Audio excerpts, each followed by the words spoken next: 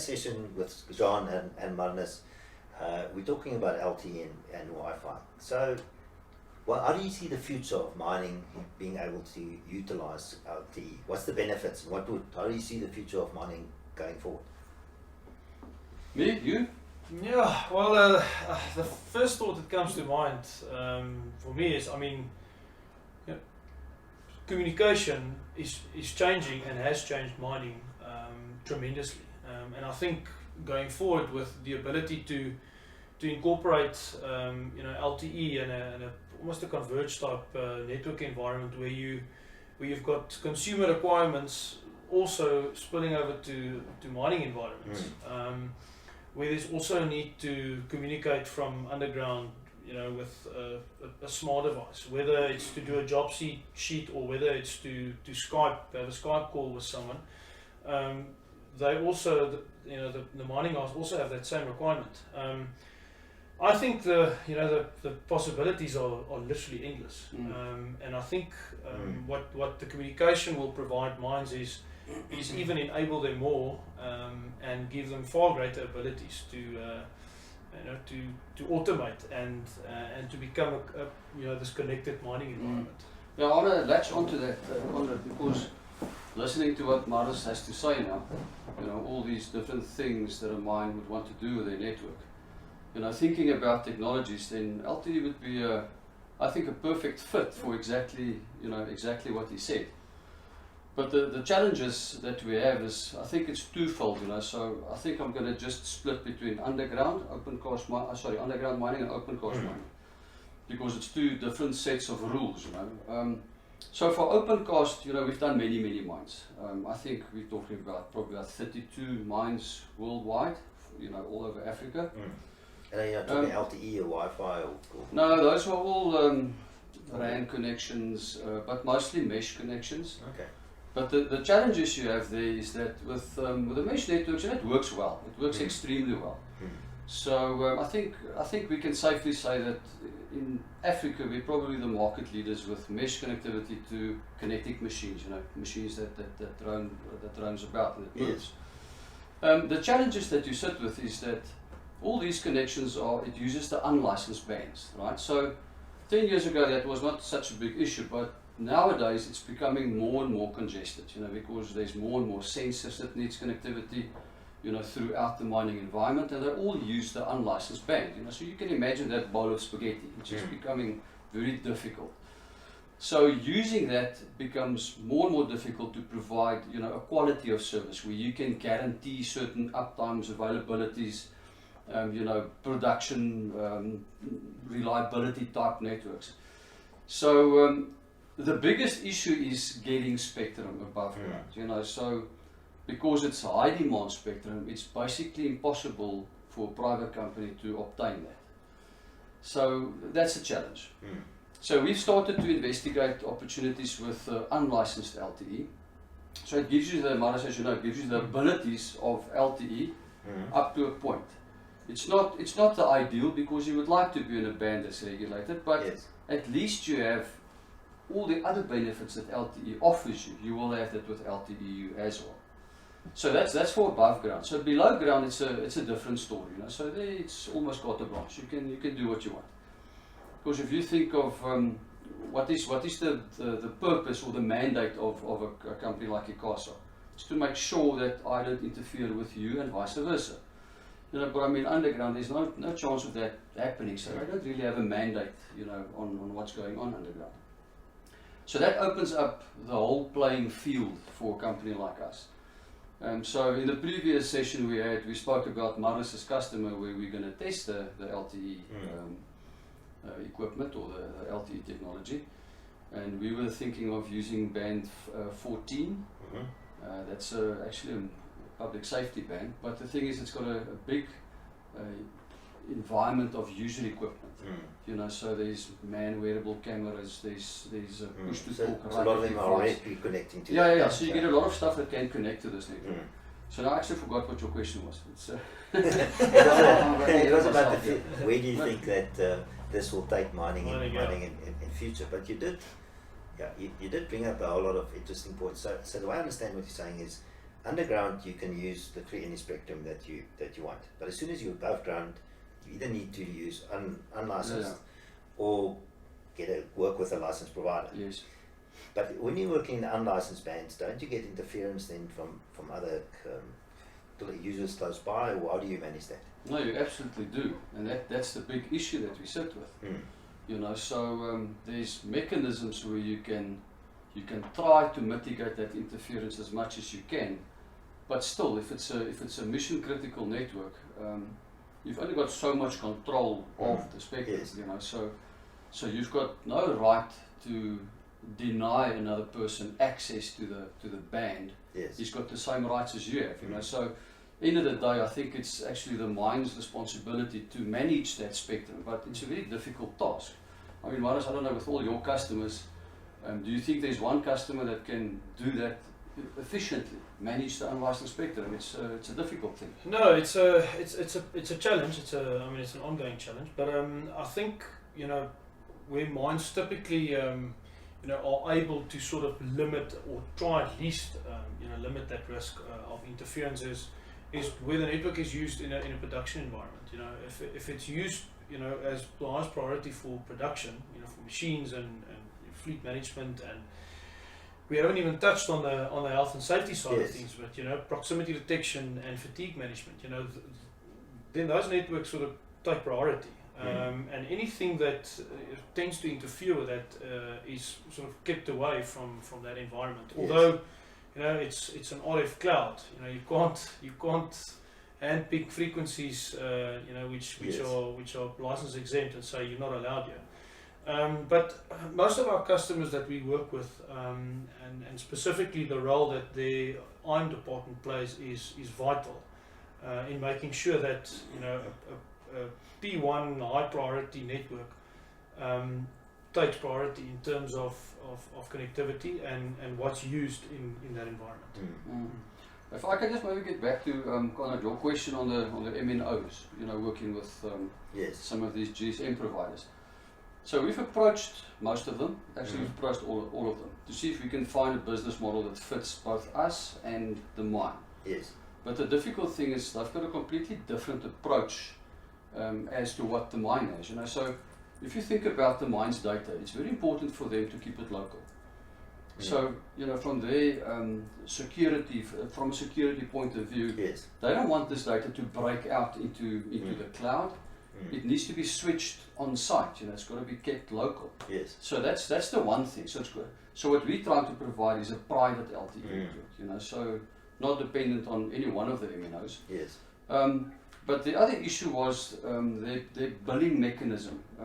You know, so their business model and how they make money with these networks.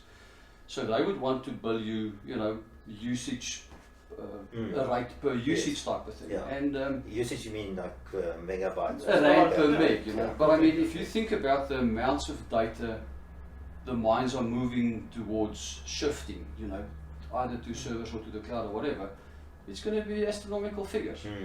You know, so it just doesn't suit them. Yeah, it's not feasible. It's not feasible. So all the networks that we've provided is all owned by the mine.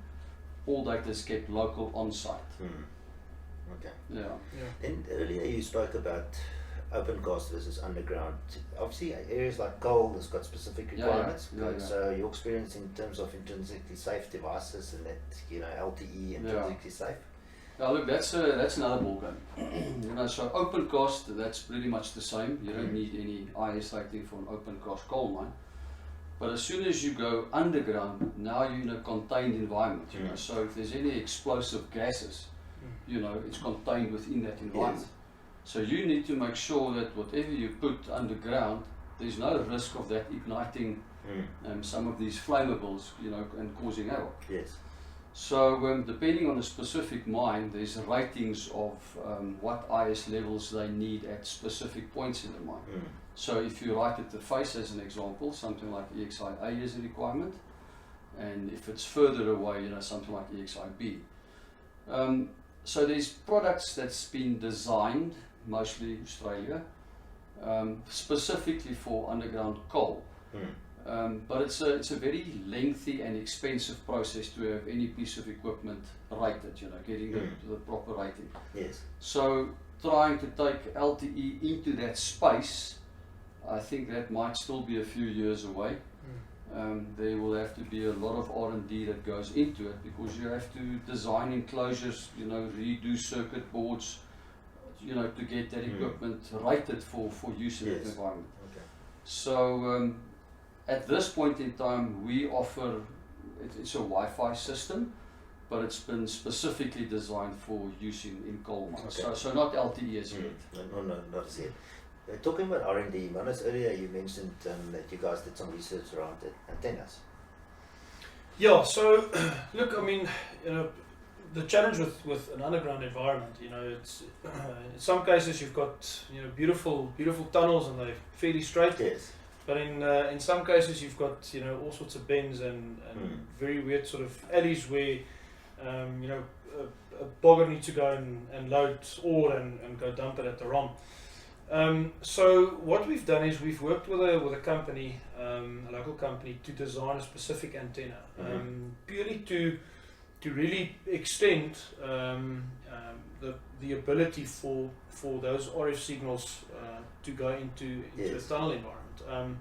So we've got quite a unique antenna that these guys have designed for us, and combined with the correct type of radio technology, gives us the ability to really push the RF into and not just push it in, but I mean focus it into a specific mining environment. Yeah. And do you believe you've been quite successful in that development? Has it added benefit to you? No, it has, Conrad. We've tested, okay, I'm not allowed to name the mine, I guess, but we did a test in a hard rock mine using conventional linear antennas, with different products as well. So the test was basically a Wi-Fi based product, LTE based product, and then each of these two products with a normal linear antenna, and then our specifically designed tunnel antenna, if you want to call it that. So I don't know the exact figures, I don't have it in front of me, but I would guess we had probably about a 30% improvement in propagation. Yeah. So that means further distances from the base stations, but also higher capacities. The one test was done in a dogleg type environment, so there was no line of sight. Yes. It was there was a pretty sharp bend in the tunnel, and we got distances on LTE of about 700 meters, and that's to a normal cell phone type device, so there's no large external antennas that gives you that added benefit of the gain. And that's compared to Wi-Fi of, I guess, about 400 meters or so. Yeah. Do you agree with that? I can't remember the exact figures, but it was pretty close to that. It was pretty close, yeah. Yeah. And the capacities with the LTE, a 2x2 MIMO system, at 600 meters was close to about 20 megabits per second still. And on the Wi-Fi, we got at 300 and just under 400 meters was about 5 or 6 meg. So a bit of a difference, but we've got these figures available, and we've got it all documented. So it sounds like it's been very successful. It's been a very successful test. The R&D that you guys did. Yeah, we worked with a very well-known antenna manufacturer, so they've shipped thousands of antennas, for mining environments and for tunnels as well. So well-respected, well-known company. So it sounds like we're moving into a world where the experience that the guy will have above ground will be similar to underground. Yeah. You were talking about earlier, before we started this session, you were talking about the operator could use WhatsApp and Skype and all of these types of technologies that people in the street are really used to, and that same environment could be generated for the guy underground. Yeah, well, Manus, that's what we want to achieve, right? Absolutely. You must actually know the difference between the underground and above ground. Absolutely, and I think where we are sitting now with with all the advances in technology and applications, I think we're seeing two worlds joining and converging, where typical consumer applications that's available to us, as we're sitting here, we can WhatsApp, we can Skype, we can video call, we can do whatever. I'm not saying the mines will necessarily allow it, because it's a production environment. Safety, is always the main priority. Great. But it allows users now to use WhatsApp underground and have a video call, or actually look at an issue on a machine or a hydraulic shovel which they need to replace, and they can have a video call there, with the ability to have a sufficient network that enables them to do that. Yeah. But you're not going to have miners sitting and doing Facebook and Twitter and everything below ground, because obviously there will be certain rules and policies which is crucial. But I think we're seeing these two worlds coming together, and it's quite exciting. The other thing which we should also not forget is, we talk about the network portion, but there's also mining applications that also needs to catch up with this massive explosion in newer technologies and the ability to connect. We've been talking about Wi-Fi, and there's certain sensors can support Wi-Fi. They can talk Wi-Fi, going to an access point scenario. But as soon as you start talking about LTE, that also then puts pressure on the OEMs to enable their equipment to also talk LTE. Yes. So but that's happening at a very fast rate, and there's a few OEMs already that already geared themselves for this LTE boom. But it's an exciting environment. I mean, we understand mining, and we understand open pit and underground mining environments. So it's now to take this technology to those environments and basically opening up a new world. Yeah, and it's a good point you're making. It's not only about the LTE. It's if you now start imagining the maintenance engineer can have access to his drawings at the face, because he's got the data volumes. You could have artificial reality and virtual reality at the face, because you've got the speeds that are required for so as you said, it could open a whole new world for people down there. Absolutely. I mean, I'm just thinking at the top of my head, one of the applications where if you've got a maintenance technician in front of a machine and he needs to take that thing apart to replace a pressure hose or whatever, you can have a tablet with the required application, and you can spawn a 3D image. You've got this virtual reality, and that enables the guy to work a lot faster and better, smarter, and get that safer, and get that machine back into production. So but ultimately so it's to be more efficient, but then again also being more safe at the same time. Thanks very much, guys. This is Conrad. Keep on following us through our series of LTE and Wi-Fi discussions. Thank you. Thank you. Thank you. Thanks, guys. Thanks.